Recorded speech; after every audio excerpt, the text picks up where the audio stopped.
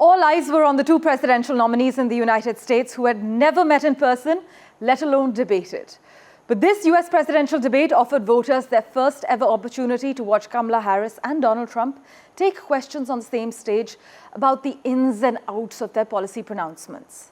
About 20 minutes in, Donald Trump didn't actually say Kamala Harris's name. Harris, on the other hand, said his full name several times in her responses. Now, why is this notable? Well, it's notable given that Trump and his campaign have repeatedly called Kamala Harris by her first name, a tactic that Democrats have criticized as a way to demean her and to strip her of her credentials. Kamala Harris, though, hit Donald Trump for his plan to impose a 20% tax increase on American families if he's elected. The line is actually a reference to Trump's tariff proposal to impose up to a 20% tariff on most imports and much higher tariffs on China. Trump fired back by saying that calling his tariffs a sales tax is an incorrect statement, that his tariffs would be substantial and that the duties he imposed in his first term took in billions and billions of dollars without meaningfully contributing to inflation. He also argued falsely that foreign governments would actually pay the tariffs. Harris, though, targeted Trump's policies on the economy, saying that 16 Nobel Prize-winning economists have criticized what he says he will do and that they believe it will trigger a recession by next year if implemented. Meanwhile, the US Vice President went on the offensive immediately with some talking points her campaign has been dialing up for the last few weeks, claiming that Trump's agenda would add $5 trillion to the national debt. Now, that's in line with estimates that have been laid out by the Penn-Wharton budget model, and it echoes deficit hawk messaging that's been a winner for Democrats in the past. Hello, Bill Clinton. But it's also important to remember that Harris's own agenda is projected to add $1.2 trillion over the next 10 years. Harris, though, delivered some of her sharpest attacks on Trump so far.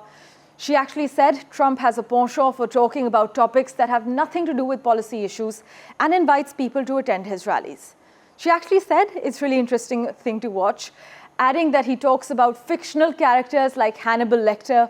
People start leaving his rallies early out of exhaustion and boredom. This is exactly what she said, to which Trump claimed that no one even goes to Harris's rally in classic Trump style. But Harris, touting her work as the only person on the stage to prosecute smugglers, well, she laid out the whole border issue, how Trump has attacked it. She's always laid the blame on border issues on Donald Trump for his efforts to actually tank a bipartisan border security bill, which is a common refrain from Democrats. Trump, by the way, referenced a baseless claim that migrants have been eating house pets in Ohio. In fact, Trump said they're eating the dogs, they're eating the pets of the people that live there. Obviously, on social media, it's created a huge uproar. But this, as you know, is a completely false claim. Harris also made something of a new attack on Trump by accusing him of being differential to the Chinese president, Xi Jinping, despite lingering questions over what his government knows about the origins of COVID-19. Meanwhile, Trump zeroed in on what his campaign believes are two of his strongest issues, inflation and undocumented people, as I briefly mentioned. In perhaps the most bizarre moment of this debate, Trump actually repeated an unsubstantiated claim while immigrants were eating pets in Ohio, forcing the moderator to tell him that there is no proof of that. The story of migrants allegedly eating pets has circulated in right-wing media in the US in recent days and also been repeated by Trump's running mate, J.D. Vance. Meanwhile, Trump and Harris actually went into a back and forth after the former president demanded that she answer whether she supports abortion in the third trimester.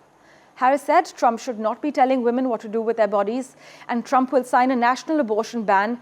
He will monitor your pregnancies and your miscarriages. These are the words that Kamala Harris used during this debate. But Trump responded saying he's been a leader on IVF, further adding that he's been a leader on fertilization and questioning Harris whether she would allow abortion in the 8th or 9th month. Donald Trump, though, appeared to distance himself from his running mate, J.D. Vance, when asked about his stance on abortion. Since Vance said that Trump would not veto a national abortion ban, Trump appeared to say he had a different stance than his running mate, J.D. Vance. But when asked about the 2020 election, Donald Trump continues to insist that he won that race against Joe Biden, despite there being no evidence that he did so.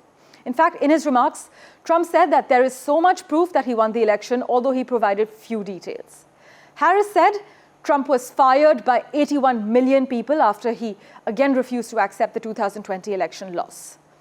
But when the debate turned to Israel's war in Gaza, Harris repeated some of her previous remarks on the issue, saying that Israel has a right to defend itself, but it matters how it does so.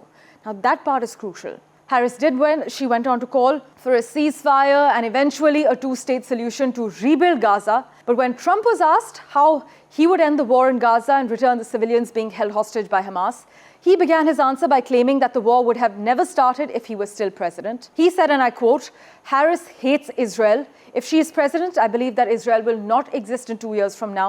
In fact, he added that she also hates the Arab population because the whole place is getting blown up. Trump's accusation that Harris hates Israel might be complicated to land, given that her husband, Doug Emhoff, is Jewish and has been talking about his Jewish identity and loyalty to Israel across the country since Harris emerged as the Democratic nominee. But so far, though, the betting market says Kamala Harris is running away with it.